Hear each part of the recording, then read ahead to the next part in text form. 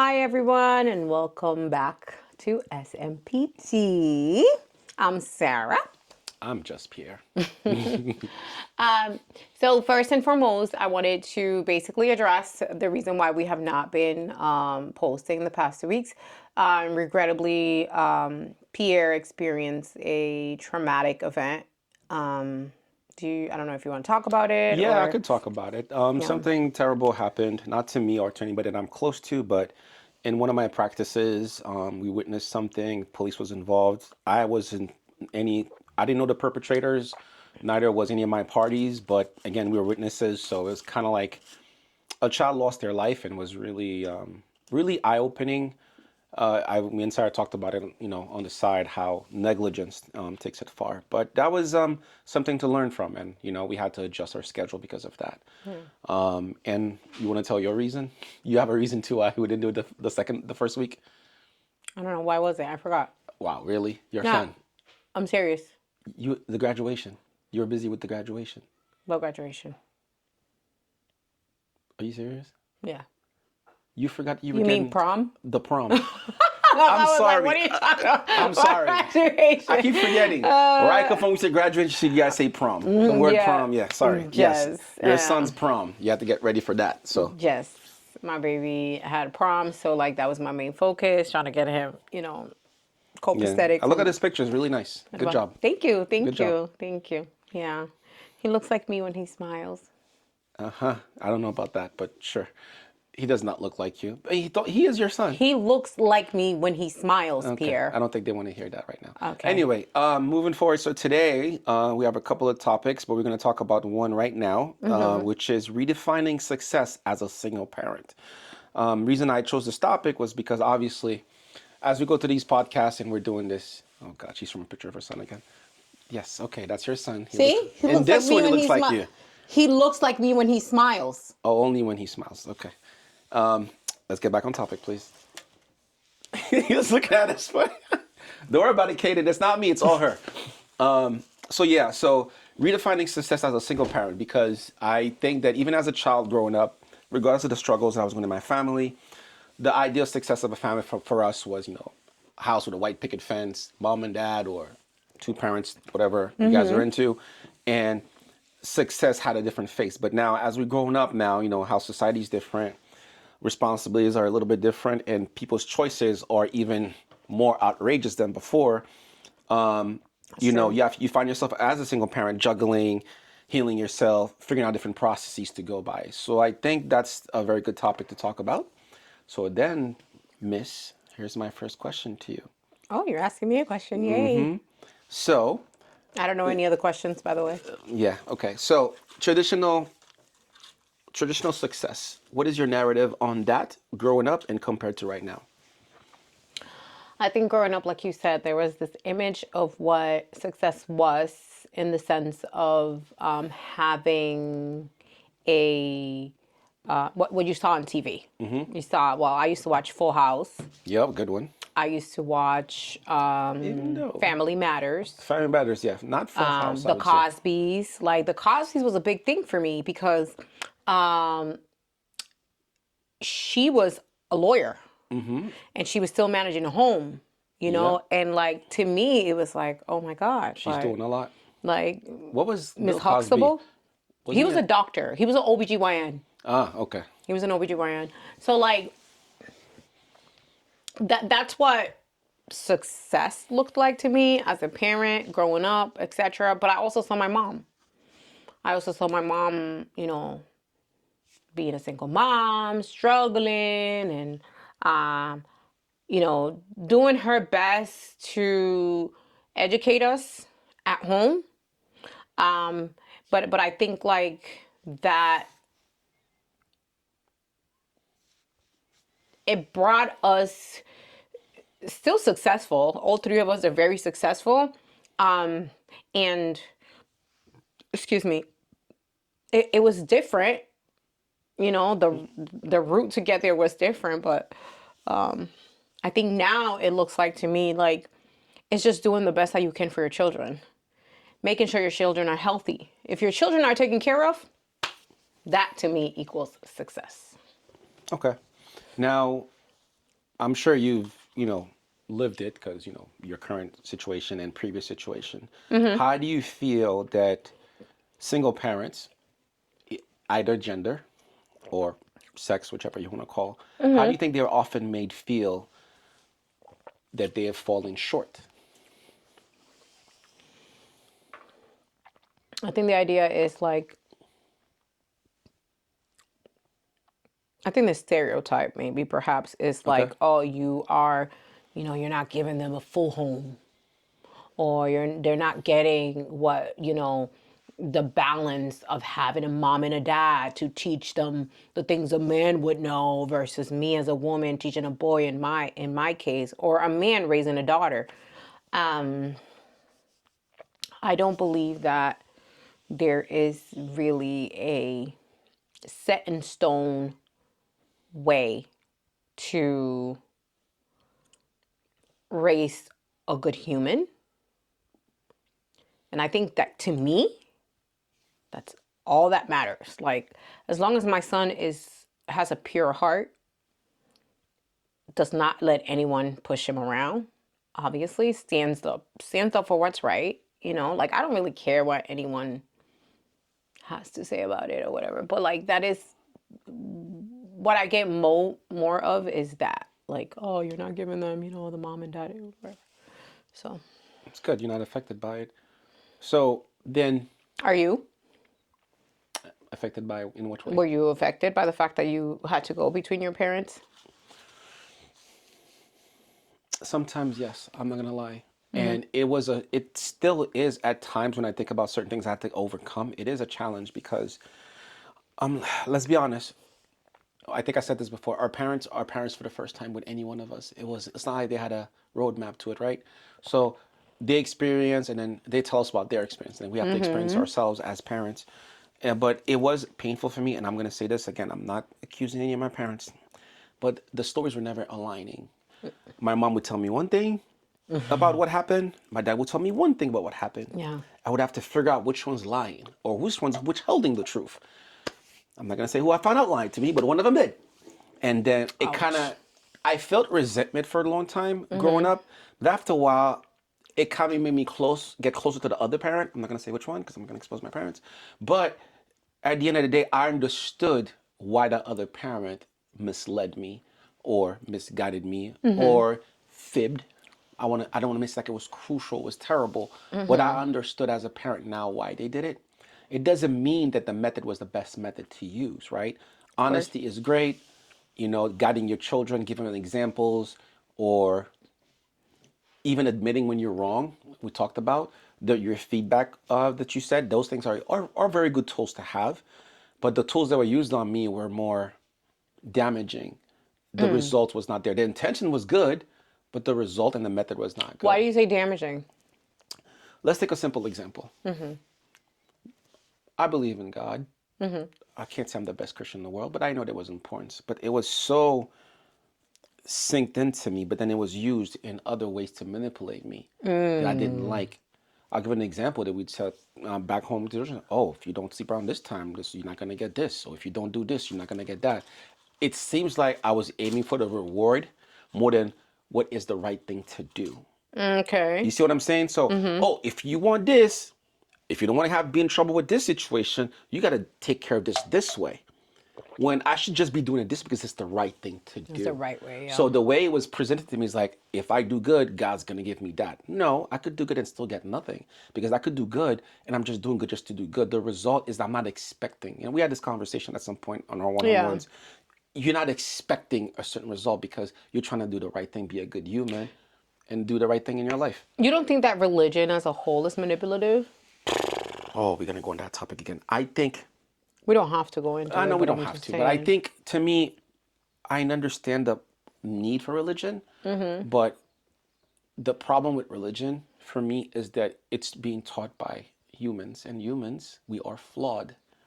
Very much We so. might interpret something the wrong way. Something Mm-hmm. might be translated the wrong way. Something might be understood the wrong way. Something might be said the wrong way. Words change over Mm-hmm. time. Meanings change over time. Something was bad in the past could be good in the present, or could be bad again in the future, because people can use words that could be good, but in the wrongful term, and then all of a sudden the term changes. So I think that's a very dangerous thing. And I watched this thing. I'm not gonna say what it is that I watched, but it kind of made me see another perspective. It's all about self. It's all about controlling others. So sometimes different avenues, religion is one of them. People use it to control other people, and I think that's wrong. Anyway, Constitution like. anyway, so thank you for that answer. So now, give us some realities of your single parenting. What I mean by that is that we know that there's challenges in life, even as a parent, Of emotional, course. financial, logistical, whatever. Of course. But show me how, as a single parent, you often do more with less.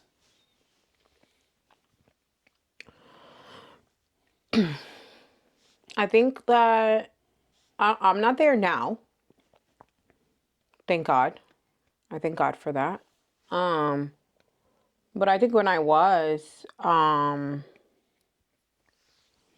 even with like food stamps, let's say for example, like I would give either my mom food stamps or something for her to cook, and which, I mean, in reality, it was helpful. Like she lived in the second floor, I lived on top, and I remember she would cook, and she would feed Kaden. I would come home, I would grab food from her. That was the little bit that I got was helpful for everybody, right? But I'm trying to think. Christmas, I had this, I had this little tiny little tree that like sat on a table, and I always made it happen for him. I always made sure that he had a Christmas. I never celebrated it. Like as a kid, I didn't celebrate Christmas. I think I remember You mean having you a mean in the tree. American way, right? Yeah, Back but home. even like Los Reyes Magos, like the Three Kings, like that's very big in my culture. So like I remember my mom like giving us. I remember getting a hula hoop one year.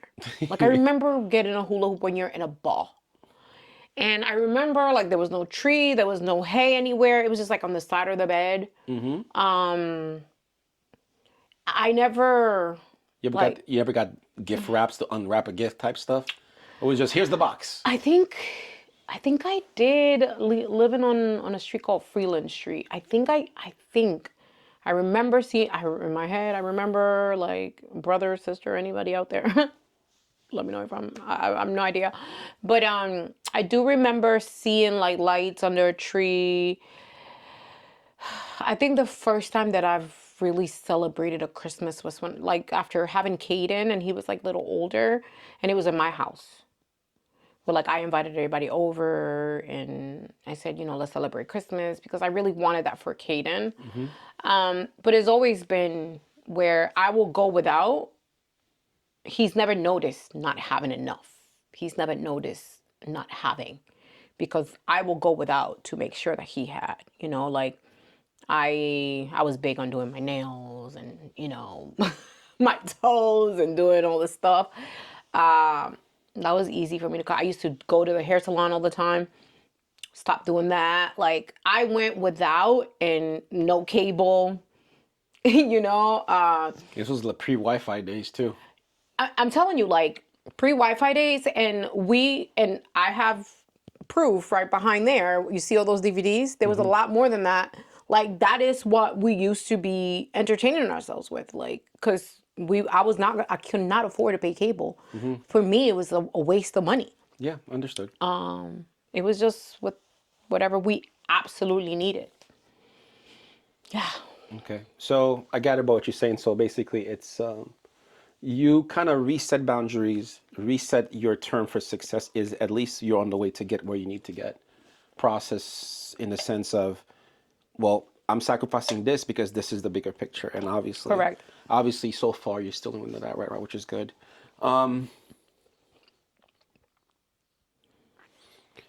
So, how about lessons and inspirations? So, I know you said you were inspired by your mother. That's a big factor in your life, and it's not the optics of success, but your home does not need to be perfect, but it needs to be made with enough love. What do you think besides your mom and your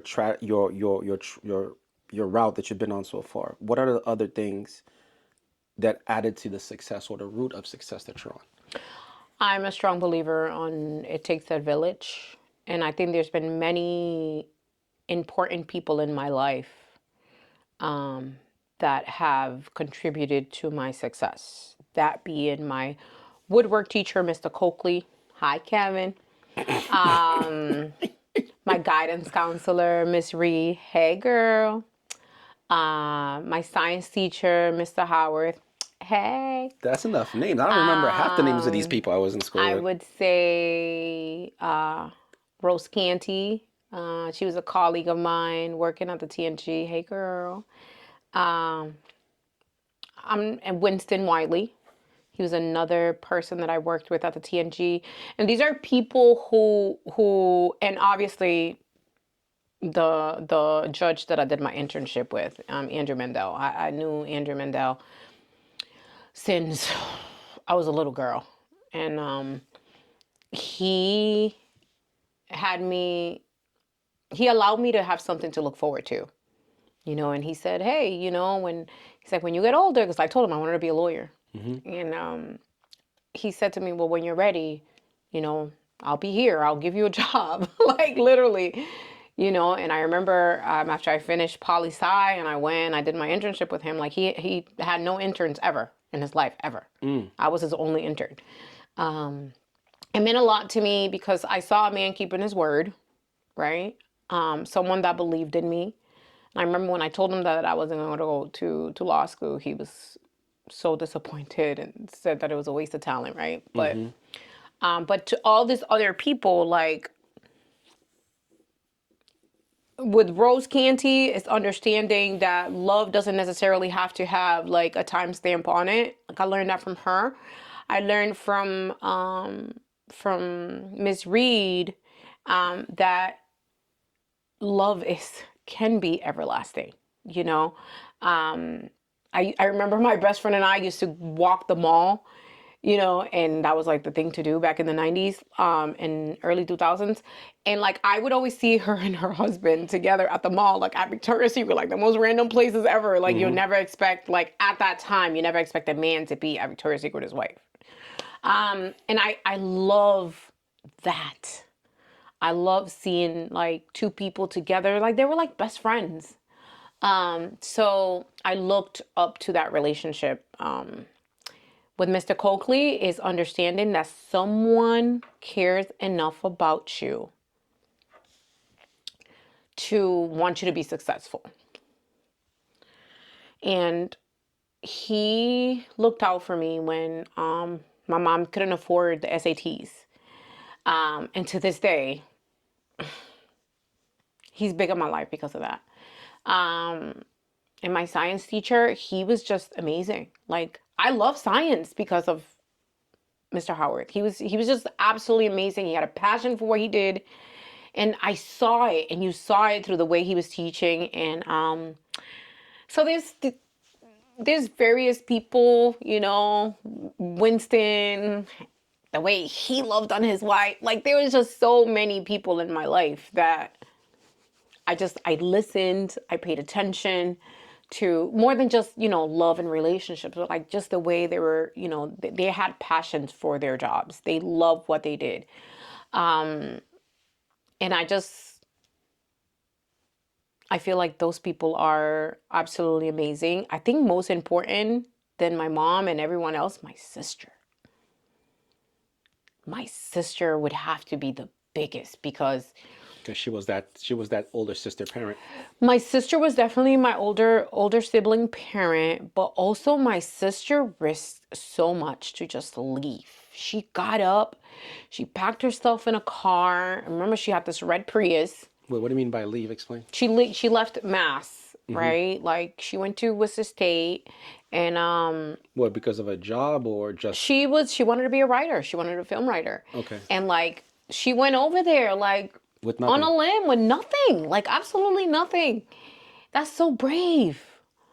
She got in her car and her little red Prius, and I remember I had freaking anxiety, and I didn't know it was anxiety because I had no idea I had anxiety at the time. But like, I remember I would get like chest pain, and because I was so You couldn't worried breathe. about her. You know what I mean? I was so concerned about my sister. Um, and then she spent like 13 something years over there, and she just came back, which is awesome. I love having her around. But I think to have her just show me, like, your dreams are your dreams. Don't let nobody stop you. Like, as tacky and cliche as it sounds, Mm-hmm. I think she would have to be the biggest inspiration for me. I think you're selling yourself a little short too. What do you mean? You said that you think she has courage. She does. Being a single parent takes courage. The things you've It done, does. because I think you sell yourself short because when we have our conversations, even on the show or off the show, the things you've done as yourself, because I know because I've seen my mother do it herself too at a Yeah. certain point with my other brothers. Being a single parent and things you've done, and you don't like when I call you bougie, I call her bougie off the show. There's a lot of things you've done, and still today that not everybody can do those things. You know, I'm not going to tell how many jobs you have. Yeah, so jobs in a sense of parenting, taking care of your son, taking care of your home, taking care of your mother now, because I know you do that a lot too. And then sometimes your All dad. three of us do. All three of you guys All do, three but of us do. who's the number one person that your mom calls? Isn't it you? It is. So that means But like, because your sister had her time. Now it's your time. But that's the thing, though. I think I had my time, and now it's my sister's time. It's your other sister's time. Yeah, because my sister was away, but I think we all Understood. contribute to helping my mom. Okay. But that's still a job. But I mean, not a job that says getting paid, but it's a if that's the responsibility. case, I have like 17 jobs. That's my point. You know what I mean? And even me, and with some of the things we talked about that you went through and they were devastating, that hurt you, the pain didn't stop you from moving. I'll tell you on my personal level, you know my story. Yeah. The pain sometimes stops me. It might have me either retract myself or as a man go in the dark for a little bit and then come back stronger or come back with some resolutions. But I have never seen you stop, go away, and come back. I've seen you disconnect. Oh, no Wi-Fi, no internet, no WhatsApp, no whatever. But you're still doing the thing you're supposed to do. You're disconnected from the world, but not disconnected from your responsibilities. Me, when I get to that dark space, I tend to want to disconnect from my responsibility. They come to me, okay, I'll take care of them, but I'm not going to go be proactive as I'm on a regular basis. And I think that is courage, because that is basically walking in the dark, not knowing where you're going. So you need to give yourself a bit more credit for that. So, Thank you. so from what we gathered is just basically, like I knew you were going to say those things. So again, to me, success is its own metrics. You said it yourself. I'll give you an example.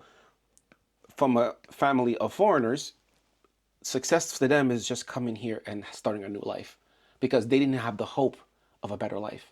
You know what I'm talking about. It doesn't matter what country, whether we're talking about Haiti or whatever other third world country. And obviously, we're not going to talk about immigration, because that's another topic. But, understanding that, it's a risk they take. You're coming to a country where you might not speak the language. You might not get guaranteed. Yeah, you might find some work, but then are you going to be living comfortably? Are you going to eat comfortably? Or what is comfort? Comfort to somebody could be having one meal a day. Yep. And some people take that for granted. You know what I mean? So I think that's, as people who have experienced other faces of the world, we kind of understand those differences. But again, the danger in that is just not to always be complacent. A lot of times, complacent. I'm sorry. Thank you. Damn That's accent. okay. So for me, the reason why I say that is because I think with my previous job, I was so comfortable. And I'm so comfortable, and I'm doing my job. I'm doing the right thing. I never thought in a million years that I was gonna be. Listen, we have to let you go for whatever reason. Again, it had nothing to do with what I did. I did my part. Yeah. But again, things change, and then I wasn't prepared. Now I'm jumping hoops, doing this. I'm all right, but if I was prepared, I would have been better. Yeah. You know what I mean? So. Do you feel like moving forward, you're like more like aware of preparation? Preparations in all sense, and I think. Thank you to my spouse, because one thing she's always says to me is that you never know. And that means nothing when you say it, but once you realize you never know means more than just you never know. You never know, yeah. So, all right. Any questions for you on my end? No. Damn, that was a quick one. Okay. I think we'll wrap it up. Wait, what do you mean? Wrap it up? Wrap it up? No. Oh, that's it? You don't have no more questions? No, that's why I say if you have questions. Oh, no. No, because I thought I wasn't sure. Like I said, I do not know any of the questions that he was No, asking. there's other things, but that's different topics. We're not gonna. Yeah, no, I know. I wasn't aware. Sorry, that's my bad. But yeah, no. I mean, thank you for pointing those things out, like you were saying earlier. I I'm often told that I don't give myself credit. And even during interviews, I have a hard time like speaking about myself or like giving myself any kind of grace. And I'm the first one to tell people, give yourself some grace. I think I've told you this Well, sometimes, but that depends. What do you mean by grace? like give myself like Not being. I don't know what the English word is. Not being a show off. Not being a match I'm humble, being being humble humble. is a quality, but again, you could still believe in yourself and not show off about it. Like they say, I'm a good I cook. believe in myself. I'm a very good cook. I say that That's confidently. Thank you very much. Uh, just you took it in a totally different wrong way. Talking about from myself, I'm a great cook, I'm but just you won't kidding. know until you walk into my house and you see I'm the one that's cooking. You Yeah, know what I yeah, mean? yeah. But yeah, Yeah. No, it was I liked it. It was a good topic. Do you feel like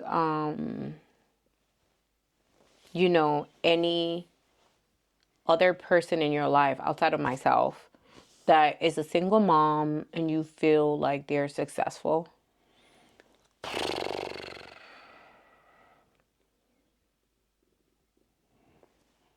no, no. Well, I'm thinking of somebody, but I can't mention. Okay. Oh, okay. There's two of my aunts actually. I'm thinking of. Okay. One of them is in New York, but she grew up in Haiti. Actually, my cousin Daniel, that's his mother. My second aunt is my mom's sister as well.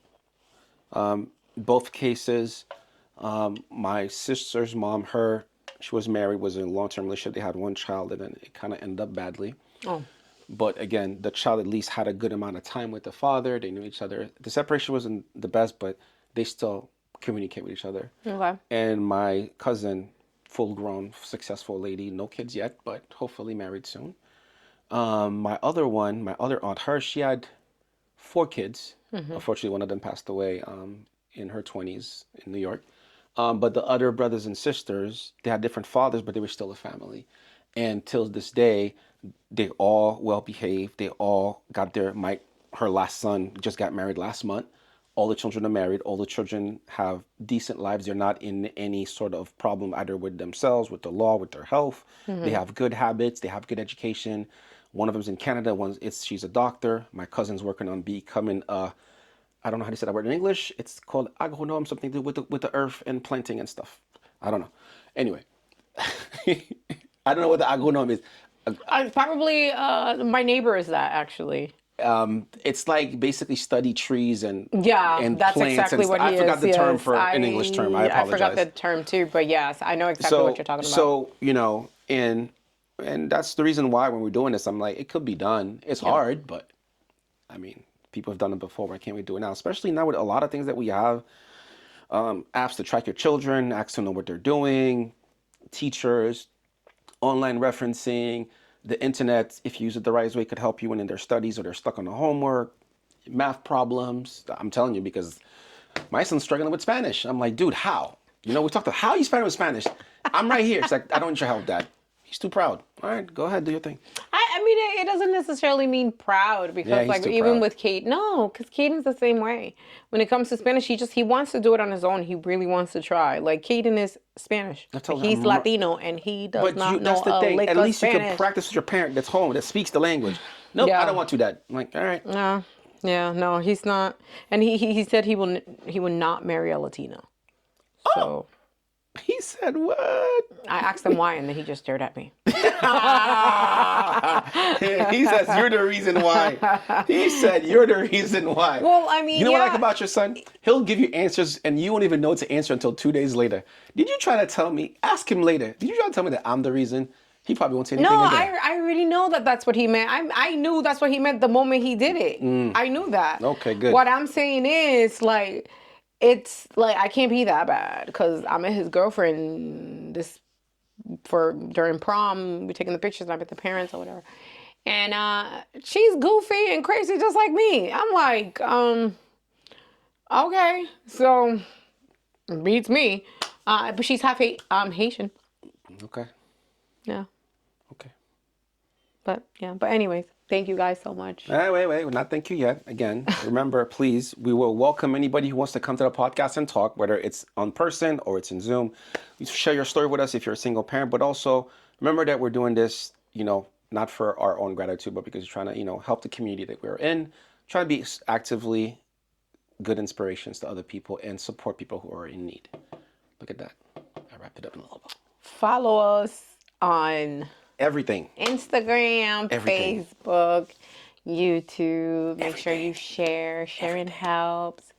Right now, the GoFundMe page is still there. You're more than welcome to donate as you wish. But more than anything, just show your support to single parents for sure in any way that you can. Thank you guys so much, and I'll see you guys next See you all next time. time. Bye.